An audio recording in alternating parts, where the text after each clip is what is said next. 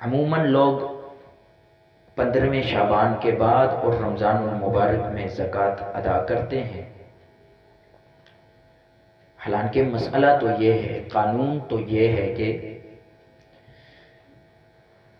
جب سے آدمی صاحب نصاب ہو جائے،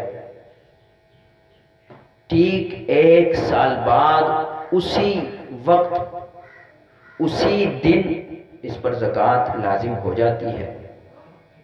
اگر ایک آدمی رجب کے مہینے میں صاحب نصاب ہو گیا تو آئندہ سال رجب کے مہینے میں ہی اس پر زکوٰۃ لازم ہو جائے گی۔